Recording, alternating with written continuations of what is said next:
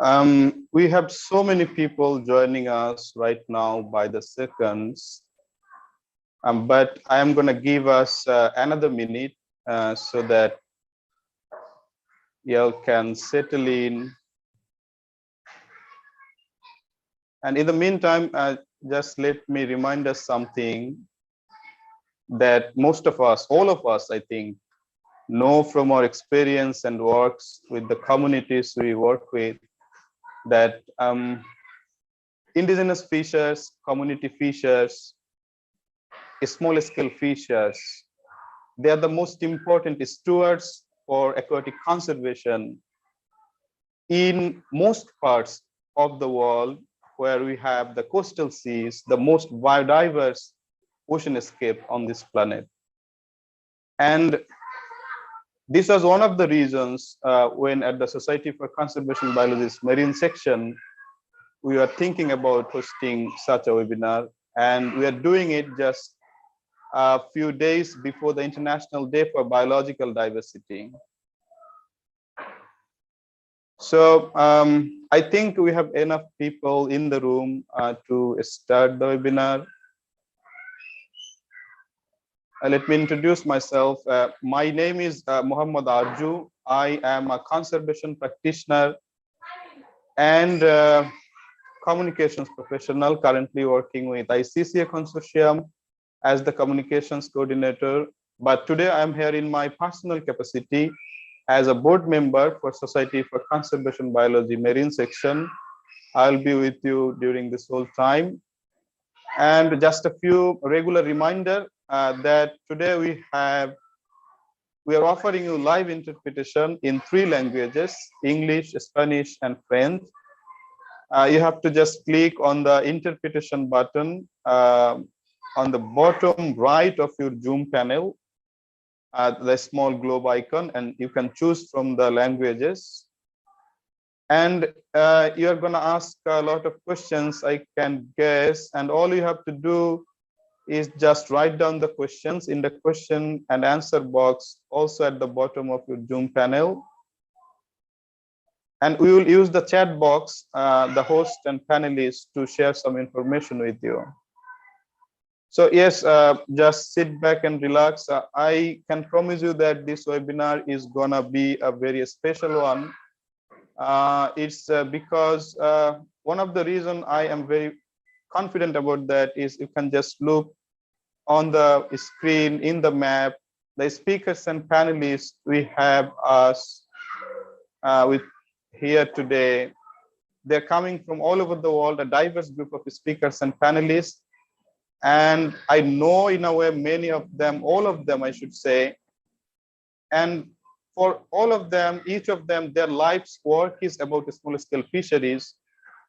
So yes, you can expect a very grounded, insightful, and of course, somewhat provocative discussions about ethical and inclusive communications in small scale fisheries. We have 3 main speakers with presentations, and then we will have a panel discussion, and we will address your questions during the panel discussion.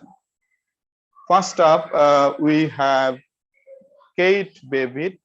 Kate is a communication specialist with WorldFish. Kate.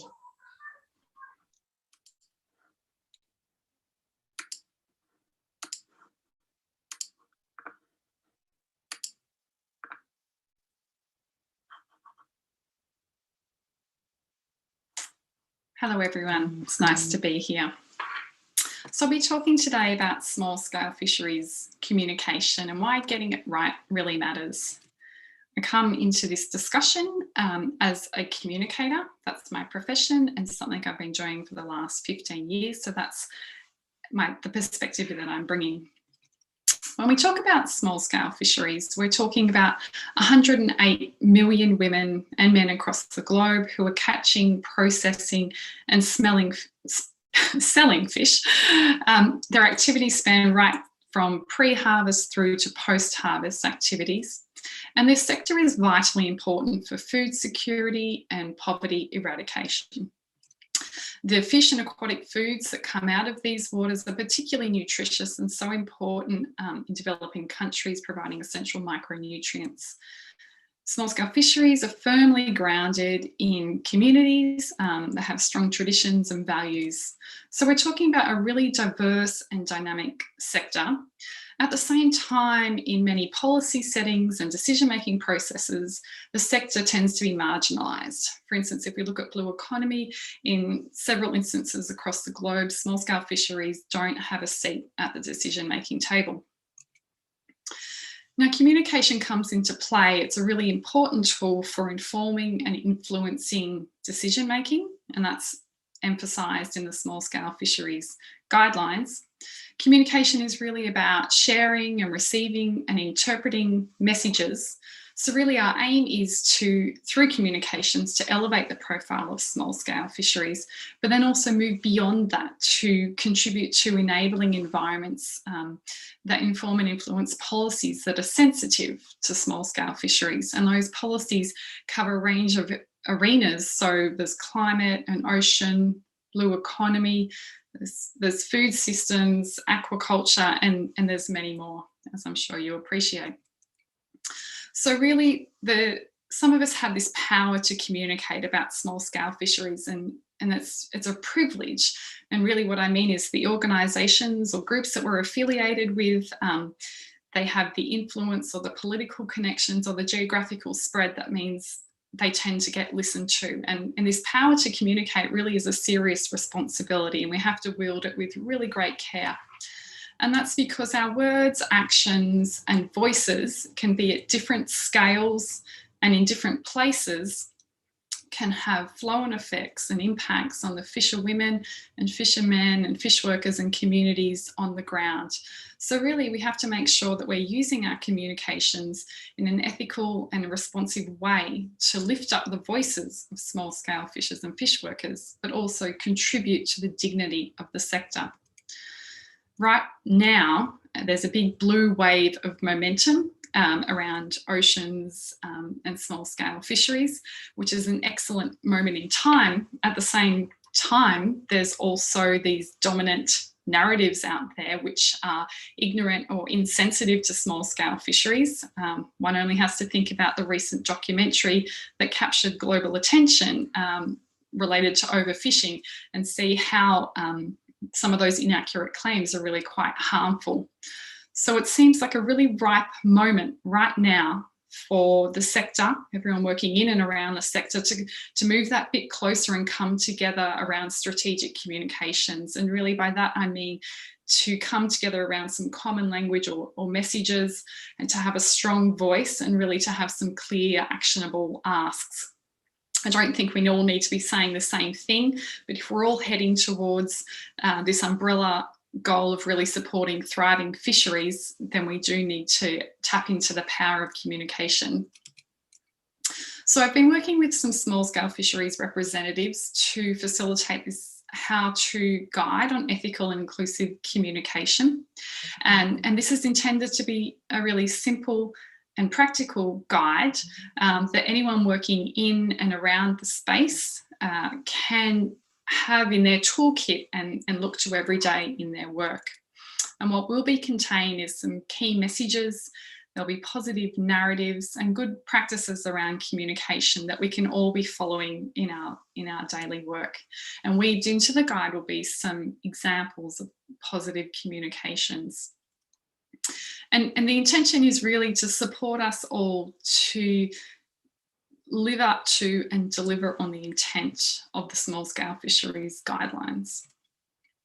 So I want to highlight 5 things now that we can all be doing in our work, and perhaps people are already doing these.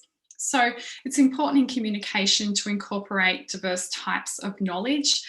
These span across a very big spectrum. Can be Indigenous or ecological, traditional or scientific knowledge. This is really important to legitimise our communication, but ensure they really have robust evidence. promoting positive narratives. This is so important to, once again, push back against some of those more dominant or sometimes inaccurate narratives or messages. And the vision is really to support positive progress in the sector, and also move towards justice and equity for the people who depend on the sector, and particularly the vulnerable. It's really important to use clear and accurate messages. We don't want to have unintended consequences as a result of our communication. So there needs to be a real focus on those actionable asks and the solutions instead of crises, so people know what they need to do to support the sector. Emphasising diverse contributions. We can't simply focus on economic contributions. There are social and environmental contributions which are terribly important, and this is really important to ensure that those services are protected and we sustain investments to support the sector. And then my final point is really about creating a strong voice. Small-scale fishers and fish workers are really at the heart of this sector, and they should equally be at the heart of our communication. We need to support them, amplify their voices, create a platform for them, and make sure that other interests aren't co-opting our messages. So these are 5 things that we can all be doing right now, and perhaps many of you are doing all of these.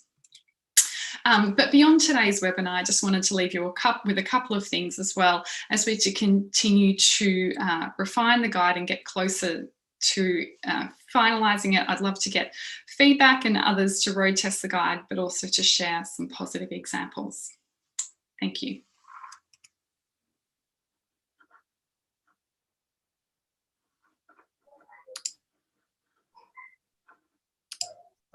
Thank you, Kate.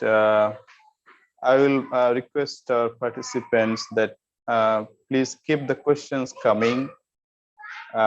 We will get to all of your questions, as many as you can, during the panel discussion. And if you have any comments rather than questions, you can also share those with us via chat box. But please write the questions in the Q&A box at the bottom of your Zoom panel. Next up, we have Editrudith Lukanga.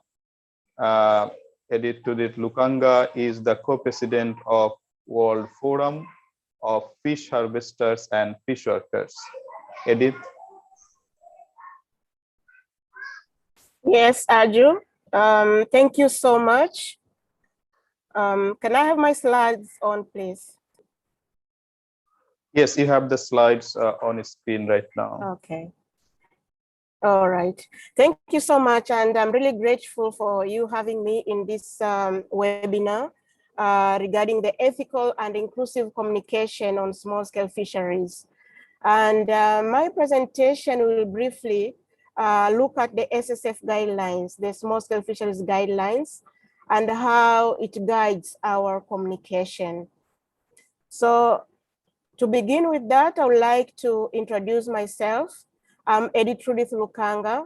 I'm part of the World Forum of Fish Harvesters and Fishworkers, and which is a member of the International Planning Committee for Food Sovereignty, IPC.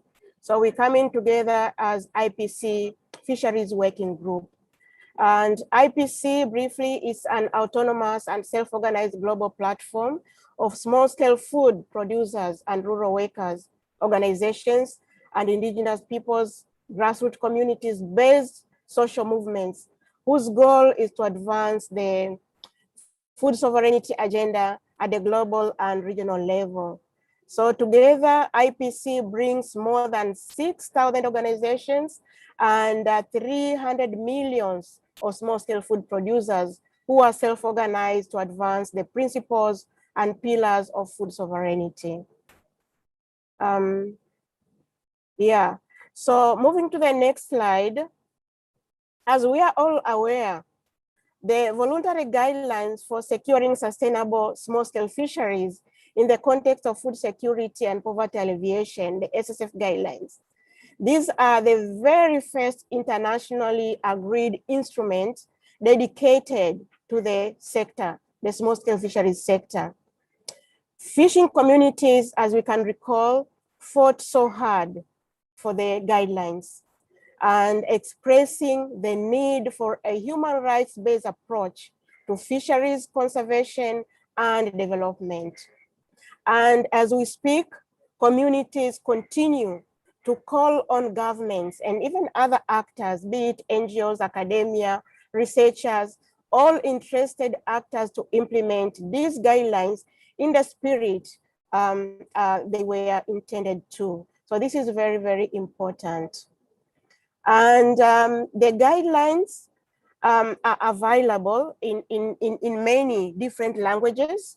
Thanks to all those, especially FAO, who has supported different processes to ensuring that the SFF guidelines are interpreted into different languages. And this is important because through languages, individuals and organizations, communities really get into the awareness, get into knowing and understanding the SFF guidelines and the values and the principles that they hold. So this is really important.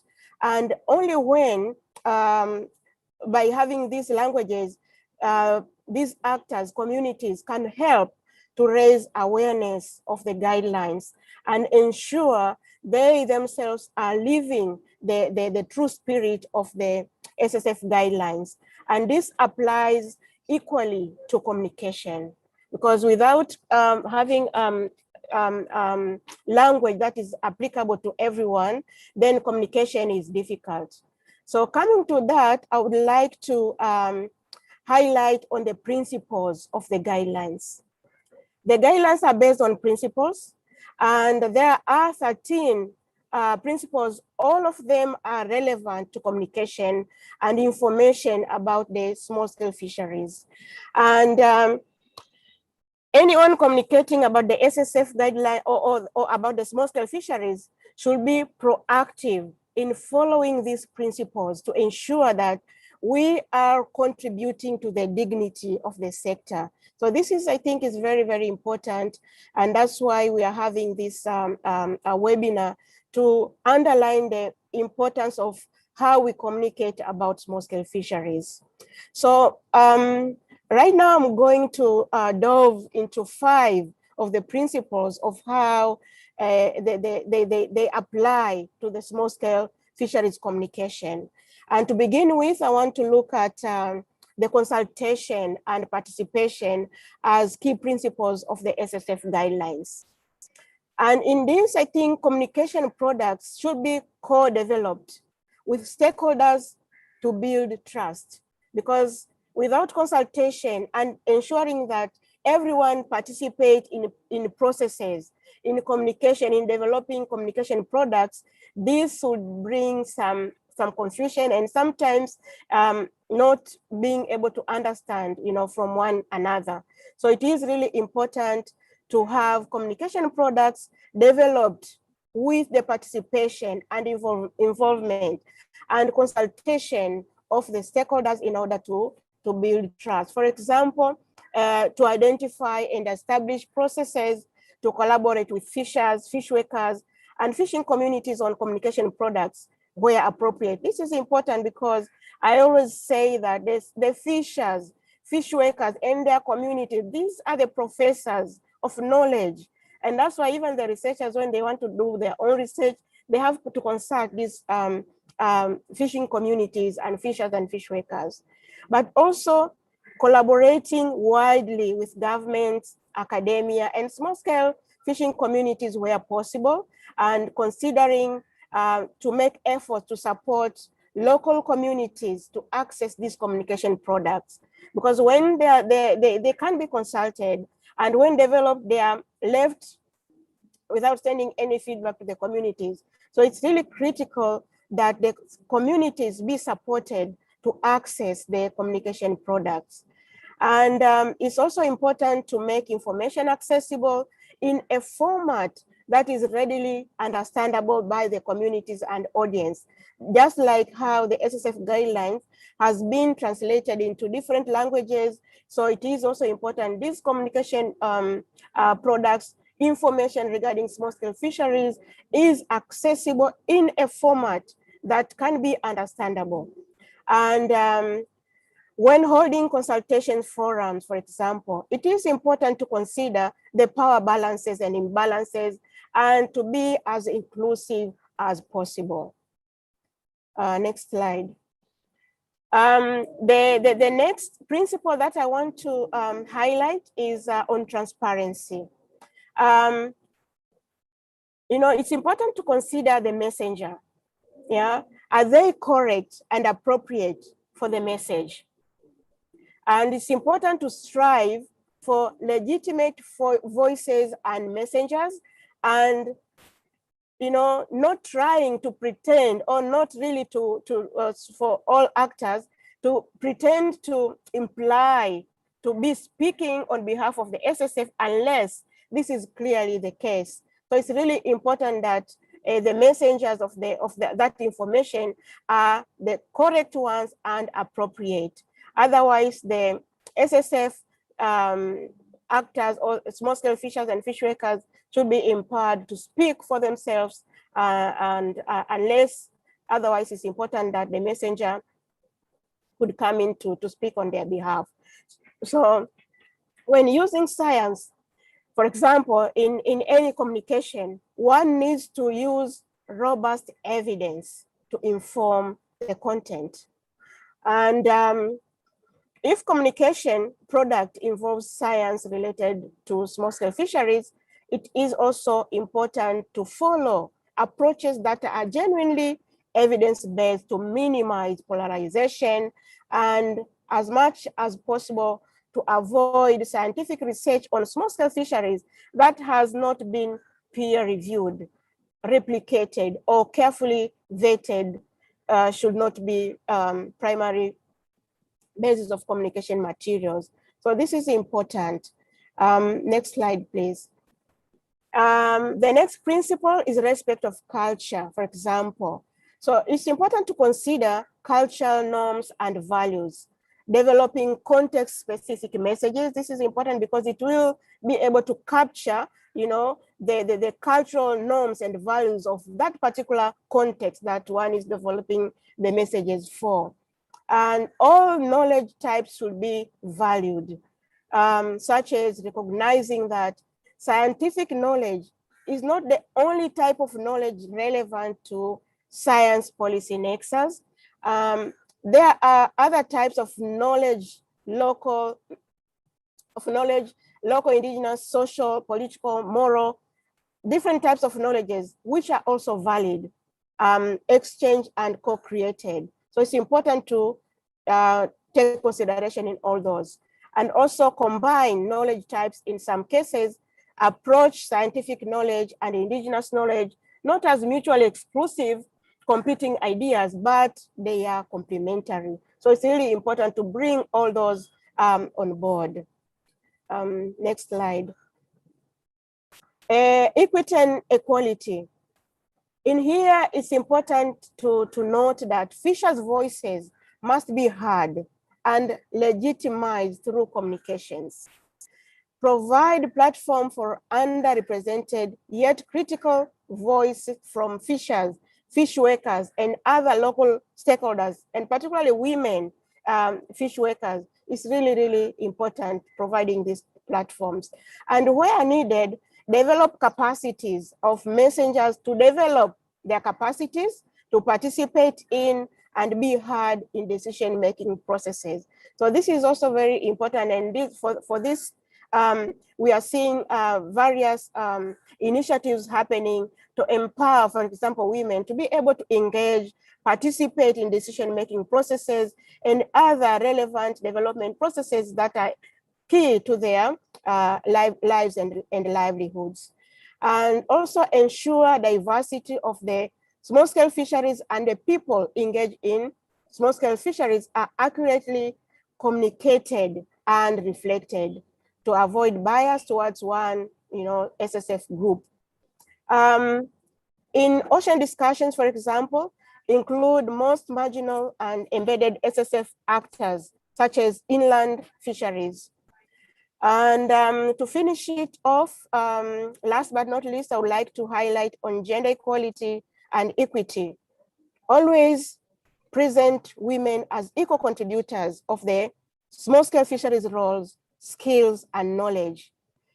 Using sex disaggregated data and information where available to allow for an improved understanding and visibility of the roles in of gender roles in small-scale fisheries, and using positive narratives, inclusive and accurate language is really, really important, and particularly also using gender inclusive or neutral terms. So thank you so much for giving me this opportunity to share, and thank you for listening. Back to you, Arju. Thank you very much, Edith. And we have, I think, a few questions. But yeah, please, if you have any questions about communications in small-scale fisheries, indigenous fisheries, community fisheries, and the questions about ethics and inclusivity, please feel free to ask the questions. We'll get to all of your questions. We'll try to do that. Next up, we have Vivienne Solis Rivera. Vivienne is a biologist and the founder of CoopeSoliDar in Costa Rica, a fishes cooperative and conservation group. Vivienne.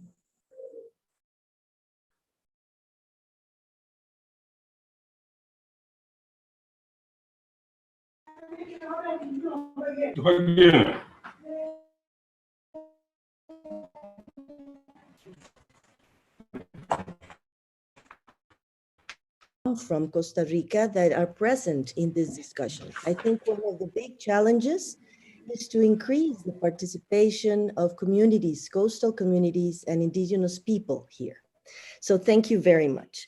I think there are many ways to advance towards a positive narrative concerning the people of the sea and discuss the issues that are important for their livelihoods. I have three here in the presentation. The first one is human rights. We are going to keep hearing or listening about issues that are of extreme importance for these communities as tenure rights, health issues, decent work, and also the cultural identity. We are also going to listen or hear a lot about conservation and sustainable use of biodiversity. So in the correct narrative in the next years, we will be hearing about the importance of management of the small scale fisheries, but also of issues like the indigenous people and local communities governance models, where they're making decisions and they are putting their knowledge into a way of managing their marine territories of life. In this sense, we are going also to listen how the shared governance models in these territories have been improving and increasing. I asked a friend of mine, a good colleague, how to really start thinking about what to say in a webinar as this one, and he recommended me to review the words and thinking of Paulo Freire. As you know, he's a Brazilian pedagogue, and it was a very good idea because some of the issues that I want to share with you today deal with some of his main thinking. He said that there were at least two ways in which we can conquer the thought of a group of people. We would do it in a repressive way, with domination and military acts, with violence, a lot of what we are seeing with a lot of our indigenous communities in Latin America, for example, or we could do it in a subtle way, with paternalism and economic domination. When we look about indigenous communities, small-scale fishing, local communities, we are seeing a lot of this already. He also, and in this sense, I want to make the point that the use of the sea is very complex. And as we move on with the conservation goals that we have suggested as a planet, we are making this sea more exclusive and more excluding. It is very easy to divide. We can promote aggression with some sectors against the other. And it's very easy to manipulate, making us all feel that we have a common objective, but maintaining the same power between ones and the others. A very good example from Costa Rica is a national park that is called Ballena National Park. We used to have there two very big small-scale fishing cooperatives. And one day a president came and he said, well, would you like small-scale fishers to reduce the trawlers, take them away from here? And all the fishers said yes.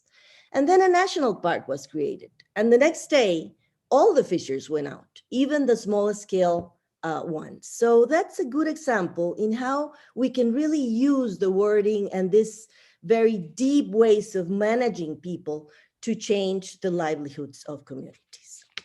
The other important aspect that I wanted to say, and that also was considered very strongly by Freire, is the cultural change. In fact, he said it strongly. He said cultural invasion, but I put it into a change word because really any one of us that could go to our local fishing communities can see that there's a strong change of cultural values and ethics. And this is coming because there's not an exchange of culture, it's an imposition of new values and vision from a different world, what is really reaching these communities. And this is another factor that is important to consider. We have in CoopeSoliDar almost 20 years of supporting a company, small scale fishing communities through a network that it's called the Marine Responsible Fishing Network and Marine Territories of Life. And with them, we have really learned what the positive narrative has to say. So I have here some tips that might support some of our thinking and enrich the discussion we're having this morning. For example, a positive narrative will talk about dialogue for union and organization. It would not talk about moving fishers one against the other. It will unify the thinking. It will promote dialogue to generate proposals coming from the heart of those organizations. Those organizations are going to be enriched and empowered through the external support of others in a positive narrative. It would also promote political dialogue with other actors to share knowledge. This is very important. It will promote linkages between those small-scale fishing communities organization and others that have a need to share power. It would also be a dialogue for a political culture that would be more transparent, participative, and democratic. And Editrudith mentioned this issue as a key issue. And with also had a dialogue to include gender and youth perspectives. Very important. I'm very happy to say that we have two young Costa Rican small-scale fishers here represented today, and that is something that makes us very proud and very happy to consider. So to make it maybe more simple for the ones that are external to these communities, I think we need to go deeper in observing and listening. What do we see in those communities? For example, these pictures, they're really valuing, sharing with us the value role of women along the value chains of small scale fishing. So listening and observing is an issue that we have to promote and increase. To have a clear position against arrogance, here is a partner in CoopeSoliDar, Marvin Fonseca, dealing with participatory mapping and enriching our knowledge with the great knowledge of small-scale fishers in the Caribbean coast of Costa Rica. But this clear position against arrogance has to be a strong value that we have to carry on for a positive narrative. Finally, I would like to come back to what Paulo Freire mentioned. He said that there was really a big utopia of human beings collaborating, talking, but mainly listening to each other. And I think that that might be one of the key challenges that we are facing for the future. Thank you very much.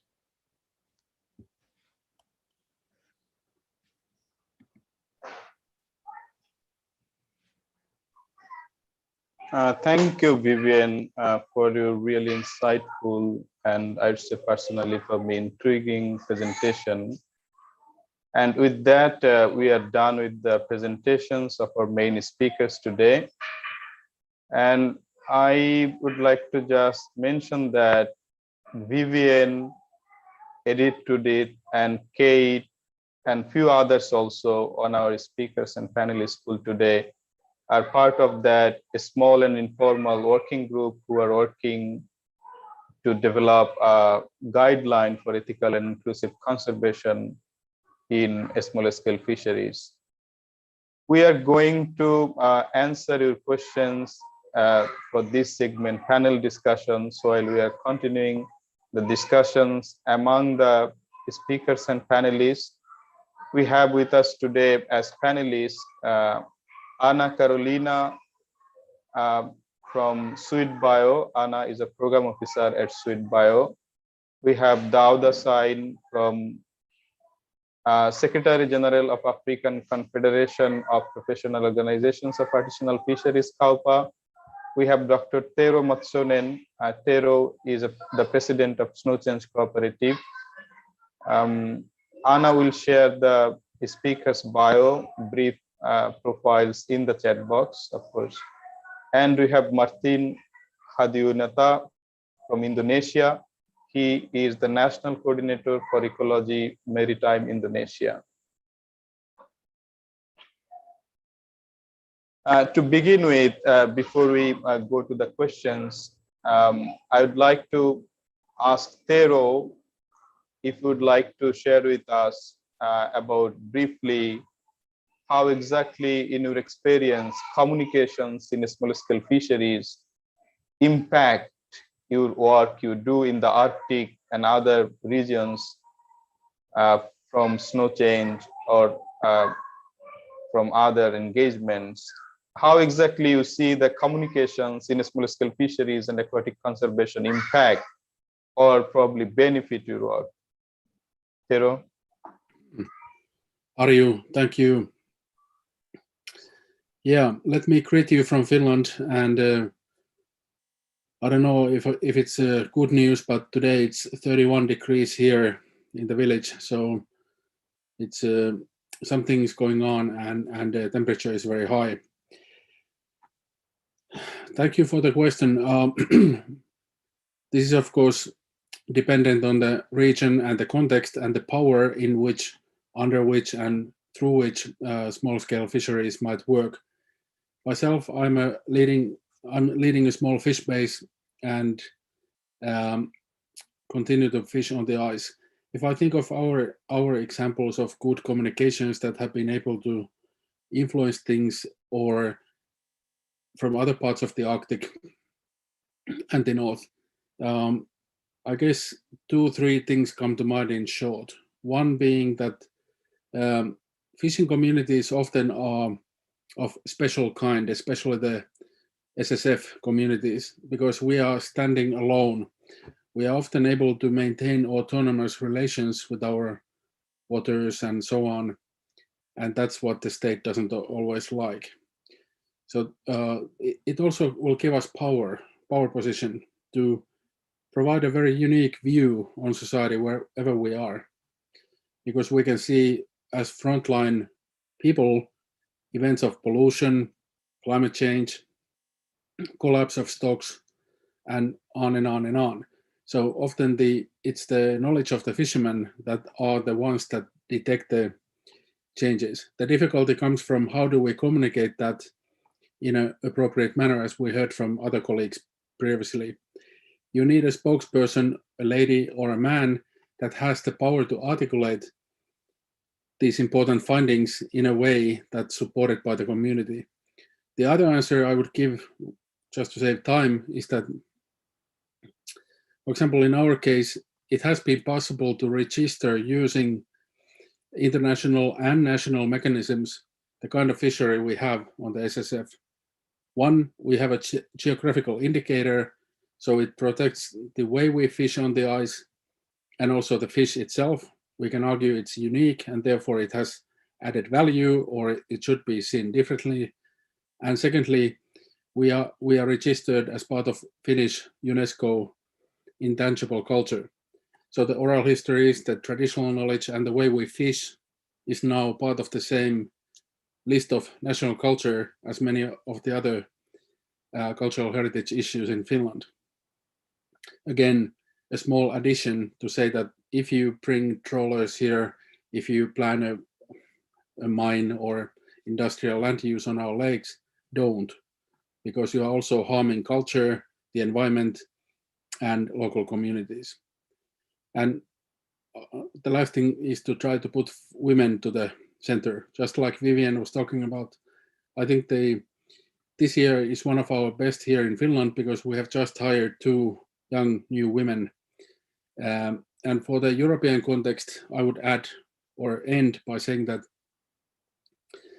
Snow Change Fisheries are members of Low Impact Fishermen of Europe, LIFE network that has a direct voice in Brussels at the EU capital.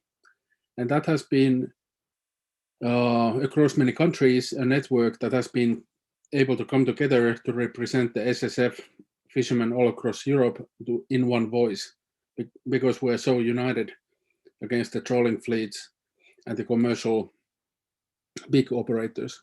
So again, by joining together and extending a hand, saying we are all in it together, we have been able to deliver on ethics and communications in an effective manner.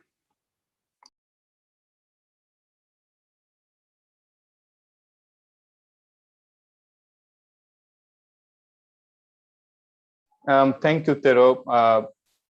I would like to go to Martin and Dauda with the same question. But before that, Anna Carolina from SwedBio, if you'd like to respond to the same question, but also in addition to that, as a funder, as a donor in small scale fisheries or aquatic conservation, of course, you agree that and you are working for improving communication in small scale fisheries, but if you could explain more that why it's so important. Thank you, Arju. So thank you also for the opportunity to share our perspective as a funder. So first, I would like to start answering the question, highlighting that is crucial from a funder's perspective that our collaborations or any collaborations be founded and based on a human rights-based approach, where people are the center of the actions and communities, small-scale fishers and fisher folks are on the driving seat to solutions and change. So we at SwedBio strive for an equitable engagement of actors on different scales, locally supporting livelihood, strengthening communities and civil society organizations, and encouraging equitable, diverse participation at the regional and global policy levels. All collaborations and communications are and have to be based on free, prior, and informed consent, gender equality, people empowerment, full and effective participation, meaningful participation, Indigenous peoples and local communities ownership, non-discrimination, transparency, and mutual accountability with the stake in the relationship and mutual learning. So in this relation of funder and SSF partners, we appreciate the different knowledge systems, capacity, culture, and traditions. So for instance, we have a long history of setting up multi-stakeholders dialogue on critical topics where actors with diverging views and face issues of power asymmetries need to get together to make decisions. So it's important to create a safe space where actors can communicate, connect, and exchange, not necessarily to reach a consensus, but to generate insights, for instance, for sustainable governance, but also to build a base for policy decisions for decision-making. So we believe that it's essential to have open and equitable communication with SSF actors, where relations are built on trust and mutual learning. And it also requires being open to adapt. Adaptiveness is essential for understanding the social ecological challenges in the SSF sector. So listen carefully, like Vivienne said, like listen carefully and strive to understand the reality of SSF for us as a funder and a supporter to best adapt. So to answer the question, like why ethical, inclusive, and equitable communication on SSF is important, it is important because open communication that builds on trust and rights has a much greater chance to lead to transformational change towards sustainability, equitable governance of resources, recognition and fulfillment of human rights, tenure rights, and the rights to a clean and safe environment.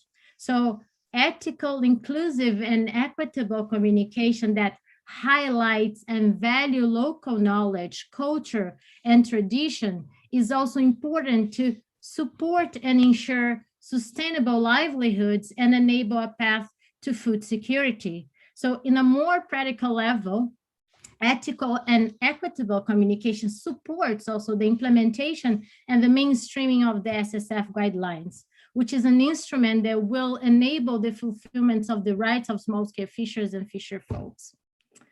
Thank you very much. Thank you, Carolina. I think we are gonna take a question before we come back to the panelists directly from the audience. Christian Zhu has a questions about the communities, of course, depend on fish for food, but how we should talk about animal welfare with the communities without alienating them. The communities should depend on fish for food. If you have any volunteer among our panelists or speakers. Maybe I can answer, Arju? Sure, go ahead. Yeah, that's a very, very hard question to answer from any perspective, because each one of us has different opinions concerning how far you go in animal welfare. Some of us will believe 100%, so other 50%, other maybe less. But I would suggest that we really respect cultural understandings, and that is something that we need to be looking at very strongly when we are talking in a global planetary perspective, because we're going to find differences in how we approach the issue of food, basically, and how we use these biological resources. So my suggestion would be a clear respect to cultures first. Second, to start an intercultural dialogue concerning these very hard issues that discuss things where one culture or one sector of the population might think different. And the third is not to jump into particular discourses to change the mind and the culture of people without really touching the hearts and the changes that need to develop. So I'm not sure if I answer your question. It's a very hard one, is one that may not have a clear answer yet. But we are talking now about looking at our food systems from in a way that really touch on a structural issue, some structural issues that deal with how we have been moved to eat things that we are not good for us or are only benefiting a big sector, a powerful sector of economy. So I think this issue has to be discussed in a broader way and in respect of different perspectives and cultures. Thank you. Well, Thanks, Vivienne. I think for this webinar, it's sufficiently in a way answered these questions. I would like to hear more, but I am seeing that Dauda Sain, the Secretary General for COUPA, he is facing some electricity outages. So before the backup runs out, Dauda, would you like to contribute about how exactly in your experience communications in SSF, small scale fisheries, is impacting aquatic conservation and the fisheries in your region. Dauda, if you can hear me.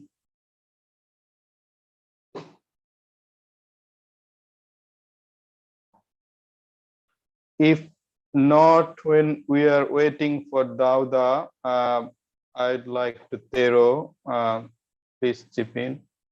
You are going to say something. Well, just very briefly because of the time. Animal welfare, of course, is one of the highest priorities for Arctic communities and northern communities, not only for us, but for example, the Inuits and Chukchi and others who are practicing seal hunting, whale hunting, and other forms of food security systems that are still based on land-based and marine-based harvests, fish, seals, and so on. And what most of the planet doesn't understand is that the cute seal or the beautiful whale that's being propagated by animal rights groups is actually extremely central to these Arctic societies and cultures. And they are the first and foremost caretakers of good relations and ethical relations with these animals. So just to echo with Anna and Vivienne, that these are extremely complex and thousands of years old hunting cultures and societies. And northern peoples, for example, indigenous northern peoples and other communities have so incredibly long engagement after the Ice Age, sometimes 10,000 years of uninterrupted knowledges of the ocean. And it's one of the last places on the planet where you can still find such systems operational. And that's why the animal welfare question should be positioned always in a respectful dialogue with the local owners and traditional peoples. Thank you. Thanks, Tero. Martin Hadiniata from Indonesia, Ecology Marine Indonesia. If you could just share with us like your top tips in small scale fisheries communications. What are the, you think, good practices in your experience?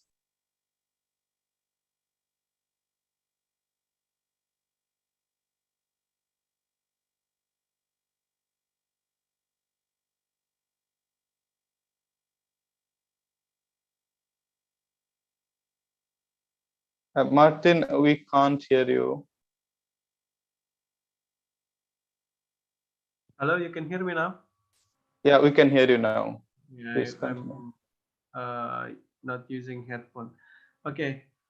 Thank you, everyone. Thank you for the organizer that invited me. It is a very honor to be speaking here, and I would like to share my experience about the communication in SSF. As the question from Arju is about the 3 tips that to ensure SSF communication in conservation issue, and the first thing I have in mind that we have to be honest and clear, that we have to make sure that the SSF are human, they have interest, they have knowledge, and they have their human rights embedded in their livelihood and fishing activity. So we have to also include that we have to first of all we have to change and sweep our paradigm, not to undervaluing the SSF. Yeah, as you know, maybe many places SSF are still undervalued, undermined by the government, are not being seen as the important as strategic sector that can be strategic in terms of poverty eradication, food sovereignty, and everything, including the changing the views that the growth, the economic growth, is the main goals in government development. So the first thing is that we have to change our view, change our paradigm before we start the communication with the SSF, the small scale fisheries communities. The second thing is that after we change our paradigm or view, that we need to also respect their human rights. Respect their human rights is not only normatively in a way that we provide policy, we write a plan to respect human rights of the people, but also making a pathway for the SSF to understand that this is the rights of the people. What I want to say is that there is need to affirmative action for them to understand about the human rights, their everything. So I'm thinking of I'm seeing that there is a need to do affirmative action in the way of communication. So the SSF or the community could understand what is the media, what is how the message is being sent, and how the communication should understand. So so many things that are written in the SFF guidelines, from pre, prior, informed consent until and also the participation in the highest standard. The third thing about the tips is that you have to believe that when you share the responsibility to conservation, when responsibility to manage and use the resource, there is a shared, when it's already shared, there will be a responsibility to conserve or to protect the resource from degradation, from damage. So the communication should see that SSF, it has important role and responsibility in management of fisheries. This is what happened in Indonesia, that we see this SSF still undervalued, recognized, not recognized in terms of their rights is being respect and protect. But and also I want to share that the conservation issue is, there is a policy that in conservation that open the core area conservation for infrastructure project. So this is a very disappointing situation at the time in Indonesia. So we are still in a way that like that's SSF and the community, Costa people community, still have to be supported and has to be respected and in their human rights. I think that's my opinion, Arju. I give the floor back to you. Thanks very much, Martin, for your really helpful and brief answer. We are almost out of time for the panel discussion, but I will take another question, actually two questions together, very interesting questions from Romain Lopez and from Chep Kemboi. Long questions, but if I paraphrase, the question is, many a times we see that in participatory process, when NGOs or government want to fishers to participate, it's difficult for fishers to effectively participate because of two reasons. One is that the power imbalance in the power relations, and also how those projects from government or NGOs, they communicate with the fishers, and how that works in the environment that is challenged by the power imbalance. So very briefly, if we have any speakers and panelists who want to volunteer to answer these questions, very briefly.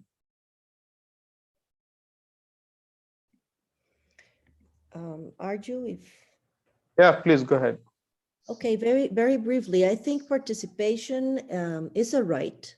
It's something that we have to work towards providing this right to communities and fishers. I can understand that sometimes the priority in their livelihoods prohibits or reduces their possibility to participate. But even if that happens, the states, the governments, the NGOs, we have an official obligation of providing the conditions for that to happen. So I think one issue is important in the sense of the free, prior, informed consent, which is what Ana Carolina was mentioning as a very important issue that needs to happen before any discussion in their marine territories happens. And the other is our responsibility to provide the better conditions for them to come. And I think that's a capacity strengthening problem too, in the sense that we need to really provide a better, just, and equitable distribution of benefits that can show these fishing organizations and communities that they are part of a process of change and a process of defining how and what is the best way to actually manage the resources to the benefit of those territories.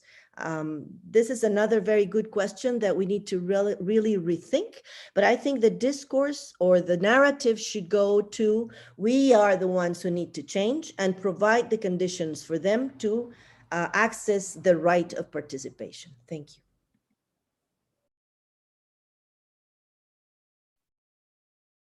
Thanks, Vivienne. We, of course, have more questions coming, but today we will not be able to answer those. But if among our speakers and panelists, if you want to type the answer, you can do that. Yeah, we can't answer questions live anymore today, but I would request our speakers and panelists to type the answer in the Q&A box. Now, I am very much excited for this segment.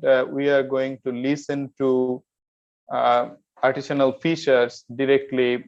We have a fisherwoman affiliated with Association de Pescadores from Costa Rica, Playa Blanca, Puerto Jimenez. I will request Nilady Artavia to respond to two of our questions. One is how communication is impacting your work or as such small scale fisheries activities.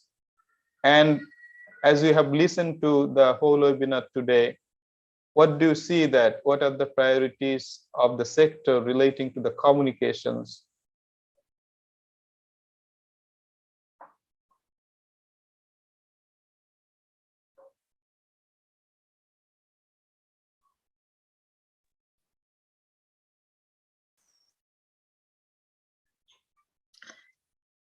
Buenos días a todos. Es un gusto y un placer saludarlos. En primera quisiera agradecerles por la oportunidad de compartir hoy sobre un tema especialmente personal de nuestra comunidad acerca de la conservación de las pesquerías. No sé si te entendí tu pregunta.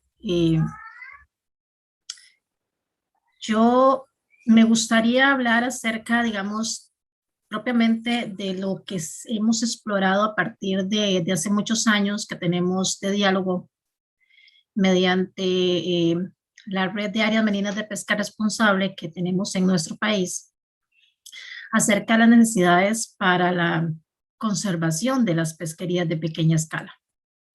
Dentro de nuestras comunidades hemos tenido claro la importancia de la legitimización. Es importante que sea legítima la representación del sector o de las comunidades dentro de los espacios de discusión o de los espacios de políticos que se presentan para poder discutir todas estas falencias que tenemos con respecto a la legitimidad del sector. La legitimidad también va con respecto al conocimiento que se especula o que se maneja, porque no siempre es validado en este país, o al menos en nuestro país, el conocimiento tradicional. Es complicado hacer este acercamiento entre ambos conocimientos, tanto el conocimiento tradicional como el conocimiento de base científica. Se trata de lograr ese espacio donde ambos podamos tener ese consenso y el darse la mano y lograr un bonito trabajo o un bonito toma de decisiones con respecto al manejo que pueda darle la seguridad a ambos de que se va por buen camino o que se quiere lograr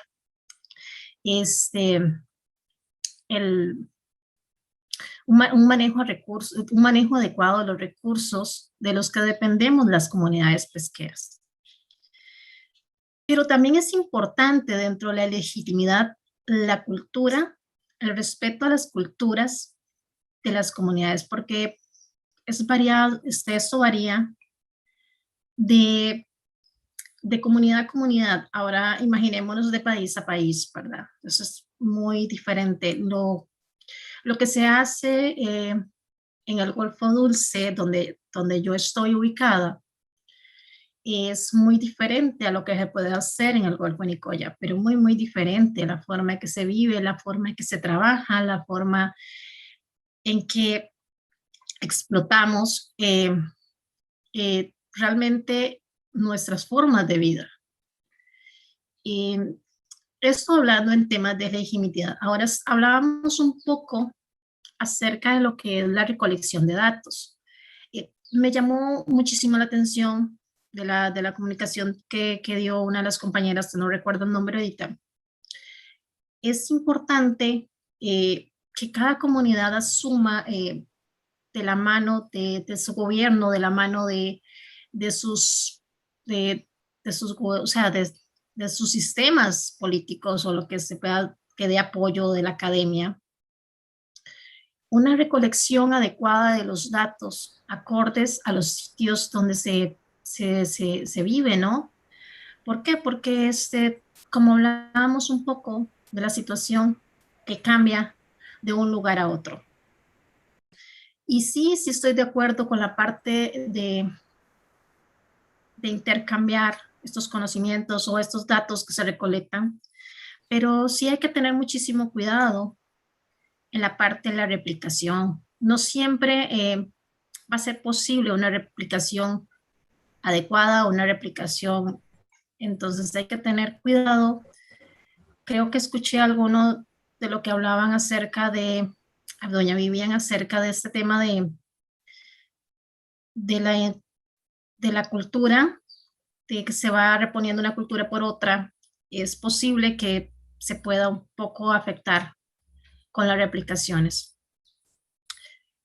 Y algo más importante que debe darnos recopilar datos y apoyar esto es la autonomía de cada una de esas comunidades pesqueras de tomar la decisión de cómo organizar y ordenar estos sitios o cómo se ordena el manejo o el ecomanejo de las zonas que se están trabajando o de las comunidades en las que se vive. Esto es importante porque realmente la realidad y la necesidad está dentro de las comunidades pesqueras. Entonces, ¿quién mejor para conocer esa necesidad y esa realidad? Hablábamos hace poco, escuchaba hablar acerca de la realidad pesquera, y no es lo mismo lo que se habla, lo que se dice con la realidad. Entonces, mi realidad está hecha de acuerdo a mi vivencia. Puede ser que esa realidad no se aplique a otras comunidades pesqueras. Este es un hecho que debería ser resguardada por la autonomía de las comunidades. Ahora, otra línea muy importante en lo que es el tema de las comunidades pesqueras y que hablaba y que me llamó muchísimo la atención y que es importantísimo, hablábamos de la equidad de género. Las comunidades pesqueras, todas las que yo he visto, tienen cierta afectación por este tema. O sea, y digo afectación porque es un efecto de lo que uno va conociendo y va viviendo. Quizás hay veces que en unos años atrás tal vez no se veía la afectación porque no se conocía sobre el tema o porque estaba validado de esa manera, hablando de validación también.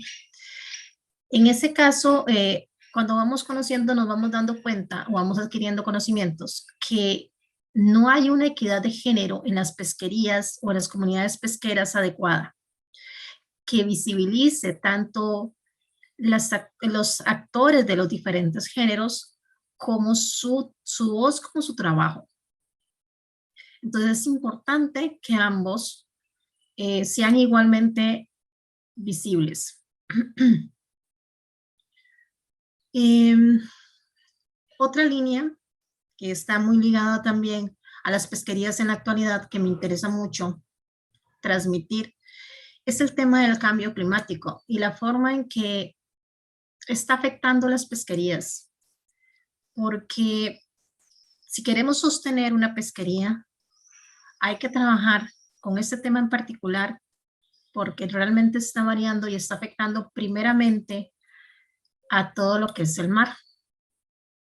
Si bien sabemos que es difícil luchar, pero sí se puede trabajar en líneas de mitigación, en líneas de adaptación, y esto va muy de la mano con lo que hablábamos antes de la recolección de datos. Resulta importante que tener claro el panorama desde las comunidades en qué forma nos está afectando el cambio climático y ver los avances que están manteniendo esta situación que afecta a todo el mundo. Si bien yo sí siento que son las pesquerías quizás las primeras o las primeras afectadas por los efectos del cambio.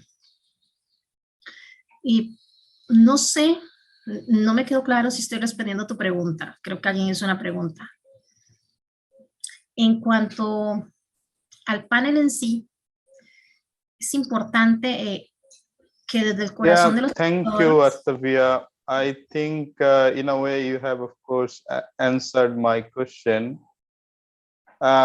Because the issues you have discussed are important to you and small scale fisheries in Costa Rica. The question is whether these are the issues prioritized in communications in small scale fisheries. Yeah, so I think this was the question. Do you see the issues you are seeing in your experience and your work that you think should be prioritized in communications in small scale fisheries? So thank you for your response. And we are very much at the end of our webinar. At this point, I would like to remind you all that you will have a link in the chat box. The link is to the Small Scale Fisheries Communications Guideline, Ethical and Inclusive Communication Guideline. A small group of informal working group is working on that. So you have this opportunity to share positive examples and tips for the guideline.